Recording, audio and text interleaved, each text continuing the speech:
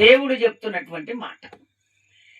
దేవుడు ఇచ్చే అవకాశాన్ని నిర్లక్ష్యం చేయొద్దు. దేవుడు ఏదైతే ఇస్తానని అంటుండో దాని మాత్రం నిర్లక్ష్యం చేయకూడదు అంటున్నాడు దేవుడు. కొంతమంది నిర్లక్ష్యం చేస్తారట, కొంతమంది ఏమో తీసుకుంటారంట. నిర్లక్ష్యం చేసినటువంటి వారేమో వాళ్ళ కార్యాలు జరగవు. నిర్లక్ష్యం చేయకుండా ఆస్వాదించినటువంటి వారికేమో కార్యాలు జరుగుతాయి. స్తోత్రం చెప్తారా ఒకసారి గట్టిగా? దేవుడు ఇచ్చే అవకాశాన్ని నిర్లక్ష్యము చేయకండి. అయితే దేవుడు 12 మంది శిష్యులను ఏర్పాటు చేసి వాళ్ళను అభిషేకించి వాళ్ళకు కావలసినటువంటి కృపావరాలు దేవుడు అనుగ్రహించి మీరు నేను ఏ ప్రాంతానికైతే వెళ్ళమని చెప్తున్నానో మీరు ఆ ప్రాంతానికి వెళ్ళి రోగాల చేత బాధపడుతున్నటువంటి వారిని స్వస్థపరచండి. చనిపోయినటువంటి వారు ఉంటారే వాళ్ళను లేపండి. వింటున్నారా? దయ్యపు చీకటి శక్తుల చేత బాధపడుతున్నారే వాళ్ళందరి నుంచి విడిపించండి అని ఈ 12 మందిని అభిషేకించి దేవుడు పంపిస్తున్నాడు. ఈ పంపించినప్పుడు కొంతమంది ఏమో వాళ్ళు చెప్పినది ఆస్వాదించారు, కొంతమంది ఏమో ఆస్వాదించలేదు, నిర్లక్ష్యం చేశారు. ఇప్పుడు దేవుని ఆత్మ నీ దగ్గరికి వచ్చి ఆత్మ చేత నింపబడాలని ఆరాధన జరుగుతున్నప్పుడు, ఎవరో నీతో మాట్లాడినప్పుడు, ఏదో సెల్ ఫోన్ వచ్చినా కూడా అప్పుడు నువ్వేం చేస్తున్నావు? దేవుడేమో నీలో ఉన్న అనారోగ్యాన్ని తీసివేయాలనేమో పరిశుద్ధాత్ముడు నీ మీదకి దిగి వస్తున్నాడు. కానీ నువ్వేం చేస్తున్నావు? ఫోన్ కొరానికో మాటల కొరానికో నీ ఆలోచన ప్రకారంగా నువ్వు చేసుకుంటున్నావు. కానీ అక్కడ దేవుడేమో నీ కార్యం చేయాలని ఆశపడుతున్నాడు. నువ్వు అక్కడ నిర్లక్ష్యం చేస్తున్నావు కాబట్టి నీ కార్యం అక్కడక్కడనే ఆగిపోతుంది. స్తోత్రం చెప్తారా ఒకసారి గట్టిగా? ఇంకొకసారి గట్టిగా చెప్తారా? అందుకనే దేవుని బిడ్డలారా, దేవుడు చక్కగా మనతో మాట్లాడుతున్నాడు. ఎప్పుడు కూడా దేవుడు ఇస్తున్నటువంటి అవకాశాన్ని ఎప్పుడు కూడా నిర్లక్ష్యం చేసుకోకూడదు. నువ్వు ప్రార్థిస్తున్నప్పుడు ఆ ప్రార్థన దేవుడు ఖచ్చితంగా నాకు చేస్తాడని విశ్వాసముతో నువ్వు ప్రార్థన చేస్తున్నప్పుడు, విశ్వాసముతో దేవుని వాక్యం వింటున్నప్పుడు, దేవుని వాక్యము నీ యొద్దకు వచ్చి నువ్వు మాట్లాడుతున్నప్పుడు, ఒకవేళ ఏదైనా పొరపాట్లు ఉంటే వాక్యముతో దేవుడు మాట్లాడినప్పుడు నువ్వేం చేయాలంటే ఆ వాక్యాన్ని విశ్వసించాలి. ఒకవేళ నీకు తప్పే కలిగిందనుకో, వాక్యం ద్వారా నువ్వేం చేయాలంటే ఆ తప్పును తెలుసుకొని ఆ తప్పును వదిలిపెట్టాలి. అప్పుడు నువ్వేం చేస్తావో తెలుసా?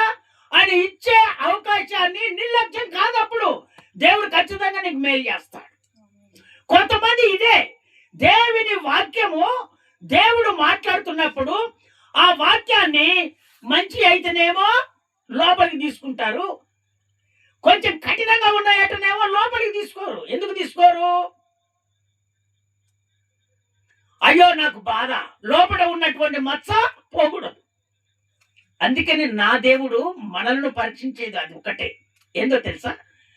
దేవుని నీతో మాట్లాడినప్పుడు ఆ మాటలకు ఎప్పుడైతే నువ్వు లోబడతావో దేవుని కార్యము వెంటనే జరుగుతుంది. స్తోత్రం చెప్తారా ఒకసారి గట్టిగా? చూడండి, యోహాను సువార్త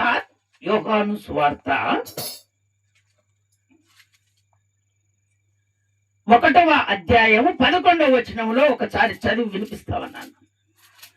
యోహాను సువార్త 1వ అధ్యాయం 11వ వచనం. ఆయన ఆయన తన స్వకీయుల యొద్దకు వచ్చెను. వినండి, స్వకీయుల యొద్దకు వచ్చెను. ఆయన స్వకీయులు ఆయనను అంగీకరింపలేదు. చూశారా? దేవుడు ఏం చెప్పారంటే నశించిపోయినటువంటి వారి దగ్గరికే మీరు వెళ్ళండి. దేవుణ్ణి అంగీకరించినటువంటి వారి దగ్గరికే మీరు వెళ్ళండి. నన్ను అంగీకరించి నాతో జీవిస్తున్నటువంటి ఆ ప్రజల యొద్దకే వెళ్ళండి. వారు అనారోగ్యాల చేత బాధపడుతున్నారేమో, ఆ అనారోగ్యాల నుంచి విడిపించండి. వాళ్ళు దయ్యపు చీకటి శక్తుల చేత, మాంత్రికుల ప్రభావం చేత ఇబ్బంది పడుతున్నారేమో, ఆ కట్టిన కట్లని విప్పండి, స్వస్థత కలగజేయండి.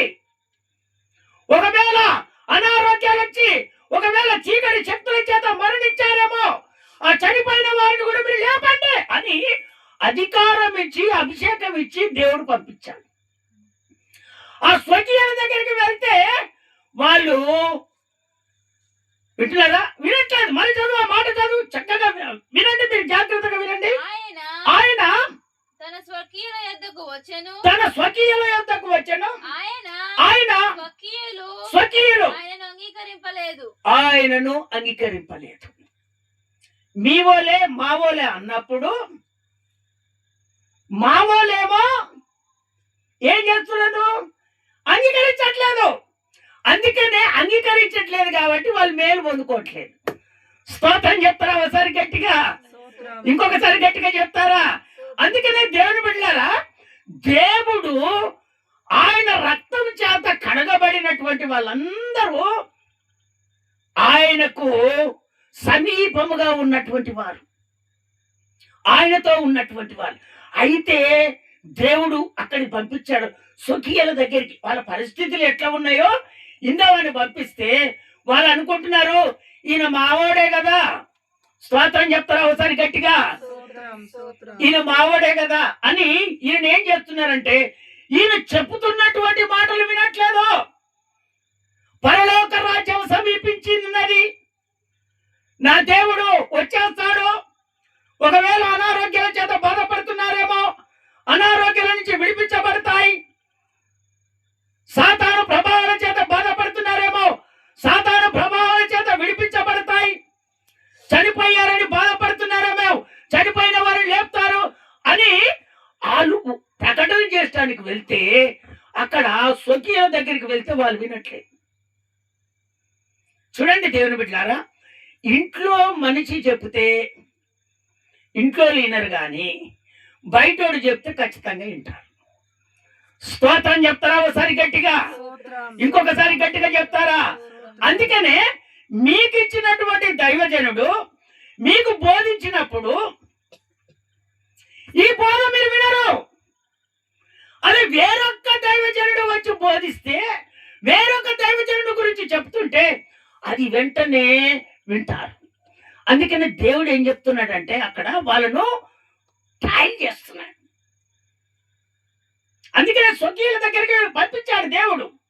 వాళ్ళు వినట్లేదు. విన్నటువంటి వారేమో దేవుని ఆశీర్వాదాన్ని పొందుకున్నారు. నిర్లక్ష్యం చేసిన వాళ్ళేమో అనారోగ్యం నుంచి విడిపించబడలేదు, కార్యాలు జరగట్లేదు, ఆశీర్వాదంలోనికి వెళ్ళలేదు. అందుకనే దేవుని బిడ్డలారా, దేవుడు నీకు సమయం ఇచ్చినప్పుడు ఆ సమయాన్ని నిర్లక్ష్యం చేయకూడదు. దేవుని దగ్గర ఖచ్చితంగా మేలు మనం పొందుకోవాలని దేవుడు ఖచ్చితంగా మనతో మాట్లాడుతున్నాడు. స్తోత్రం చెప్తారా ఒకసారి గట్టిగా? ఇంకొకసారి గట్టిగా చెప్తారా? చదువుతారా? మత్తయి సువార్త 10వ అధ్యాయము 15వ వచనం ఒకసారి చదివి వినిపిస్తారా? మత్తయి సువార్త 10వ అధ్యాయం 15వ వచనం.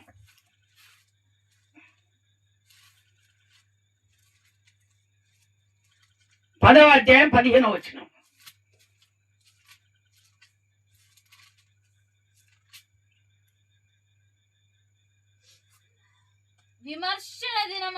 విమర్శ దినమందు ఆ పట్టణపు గతి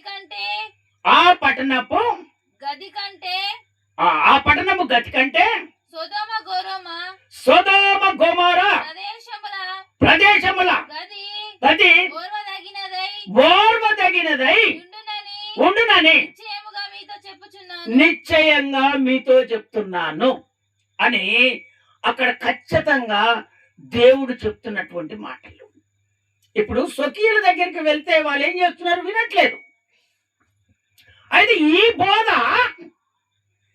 ఈ మాటలు అదే సొదొమ గొమొర్రా పట్టణంలో ఉన్నటువంటి వారికి బోధ ప్రకటిస్తే వాళ్ళు మారు మనసు పొంది దేవుని నిర్లక్ష్యం చేయకుండా దేవుని దగ్గర మేలు పొందుకునేవారు. కానీ ఇక్కడ ఉన్నటువంటి వాళ్ళు నిర్లక్ష్యం చేస్తున్నారని దేవుడు ఖచ్చితంగా సూటిగా తేటగా చెప్తున్నాడు దేవుడు అక్కడ. అందుకనే దేవుని సమయములోనే, ఏ సమయములో దేవుడు చేస్తాడో ఆ సమయములోనే దేవుని కొరకు మనం ఖచ్చితంగా ప్రార్థించుకుంటూ చెప్పినటువంటి మాటలు విని ఆ ప్రకారంగా మనం జీవిస్తే మన కుటుంబంలో అనారోగ్యాలు ఉండవు, మన కుటుంబంలో సమస్యలు ఉండవు, మన కుటుంబంలో బాధలు ఉండవు, మన కుటుంబంలో అప్పులు సమస్యలు అనేది ఇక రానే రావు. స్తోత్రం చెప్తారా ఒకసారి గట్టిగా? ఇంకొకసారి గట్టిగా చెప్తారా? అందుకనే దేవుని బిడ్డలారా, మనం ఖచ్చితంగా నిర్లక్ష్యం చేయకుండా దేవుని ఇచ్చినటువంటి అవకాశాన్ని స్వాధీనము చేసుకునే వారిగా మనం ఉండాలని దేవుడు ఖచ్చితంగా మనతో మాట్లాడుతున్నాడు. స్తోత్రం చెప్తారా ఒకసారి గట్టిగా? ఇంకొకసారి గట్టిగా చెప్తారా? మత్తాయి సువార్త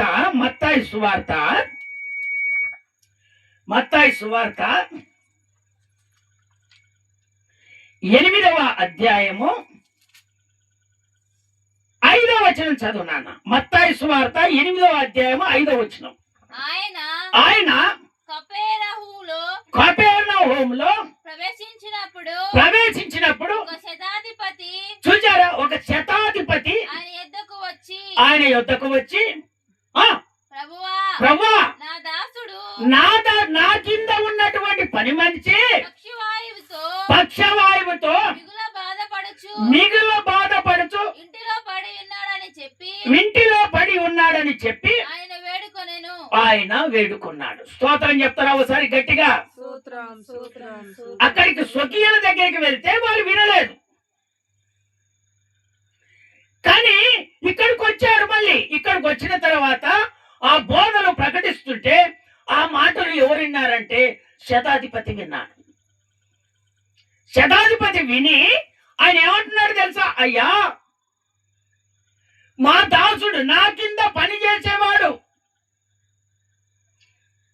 నాతో పాటు యుద్ధానికి వెళ్ళినప్పుడు నన్ను ఆదరించేవాడు, నా కవచాన్ని పట్టుకునేవాడు,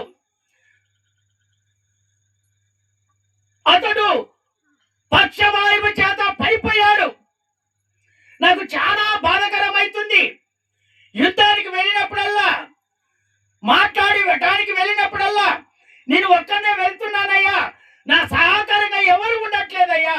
అయ్యా, నా దాసుడు పక్షవాయువు చేత బాధపడుతున్నాడు, అయ్యా అతన్ని స్వస్థపరచయ్యా అని ఎవరు వేడుకుంటున్నాడు? దేవుని వేడుకుంటున్నాడు. స్తోత్రం చెప్తారా ఒకసారి గట్టిగా? ఇంకొకసారి గట్టిగా చెప్తారా? స్వకీయులు నమ్మట్లేదండి. ఇప్పుడు దగ్గర సంబంధం కలిగిన వాళ్ళు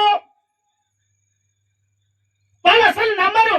అది ఎవరు నమ్ముతారంటే యేసు రక్తం చేత కడగబడినటువంటి వాళ్ళైతే ఖచ్చితంగా నమ్ముతారు. సత్యంలో జీవిస్తున్నటువంటి వాళ్ళు ఖచ్చితంగా నమ్ముతారు. దేవుని మాటలు వింటారు, దేవుడు చేస్తాడని ఖచ్చితంగా వింటారు. ఆ మాటల ప్రకారంగా దేవుని దగ్గర నిర్లక్ష్యం చేయకుండా బహుమానాన్ని ఖచ్చితంగా పొందుకుంటారు. స్తోత్రం చెప్తారా ఒకసారి గట్టిగా? 6వ వచనం చదువునానా? 6వ వచనం చదువు. ప్రభువా, నా దాసుడు పక్షవాయువుతో ఎంతో బాధపడుతున్నాడు, ఇంటిలో పడి ఉన్నాడని చెప్పి ఆయనను వేడుకున్నాడు. ఎవరు? శతాధిపతి, ఒక రాజు వేడుకున్నాడు. వెంటనే దేవుడు ఏం చేశాడో తెలుసా?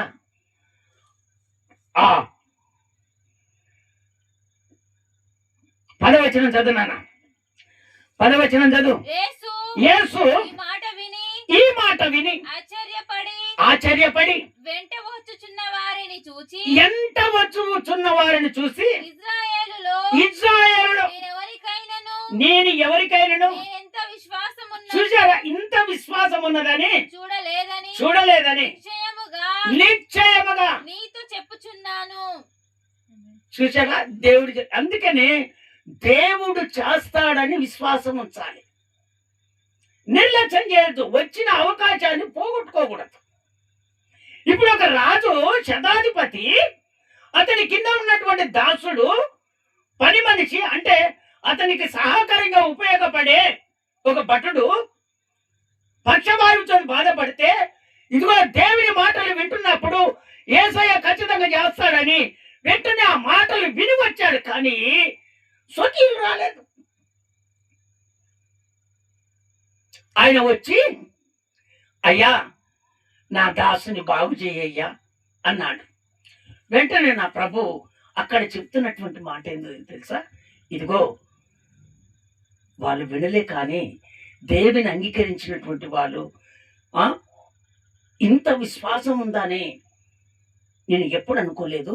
కానీ దేవుని అంగీకరించినటువంటి వారికి విశ్వాసం లేదు, కానీ దేవుని అంగీకరించినటువంటి వారికి విశ్వాసం ఉందని చెప్పి వెంటనే దేవుడు మాట ఇచ్చాడు. మాట ప్రకారంగా ఆ దాసుడు స్వస్థత పొందుకున్నాడు. స్తోత్రం చెప్తారా ఒకసారి గట్టిగా, ఇంకొకసారి గట్టిగా చెప్తారా? ఆ 13వ వచనం చదువు నాన్న, 13వ వచనం చదువు, 13వ వచనం చదువు.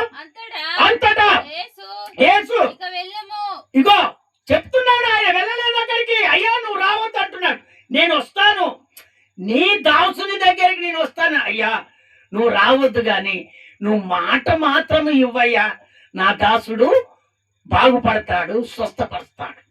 మనోళ్ళు ఏం చేస్తారు, అయ్యగారు మా ఇంటికి రా, గింత నొప్పున్నా మా ఇంటికి రా. విశ్వాసముతో ప్రార్థన చేసినప్పుడు దేవునే దృష్టిలో పెట్టుకోవాలి. దైవజనుడు ప్రార్థన చేశాడు, దేవుడు నన్ను ముట్టుతాడు. ఇది ఎప్పుడైతే నువ్వు విశ్వసించి నమ్ముతావో దైవజనుడు చెప్పిన మాట ఖచ్చితంగా జరిగిపోద్ది. స్తోత్రం చెప్తారా ఒకసారి గట్టిగా? అందుకనే దేవుని బిడ్డలారా నిర్లక్ష్యం చేయకూడదు. అందుకని అక్కడ చెప్తున్నాడు. ఆ 13 వచ్చిన మళ్ళీ రిపీట్ చేయను ఒకసారి. అంతటా యేసు ఇక వెళ్ళుము, నీవు విశ్వసించిన ప్రకారము నీకు అవునుగా కని శతాధిపతితో చెప్పాను. ఆ గడియలోనే అతడి దాసుడు స్తోత్రం చెప్తారా ఒకసారి గట్టిగా, ఇంకొకసారి గట్టిగా చెప్తారా?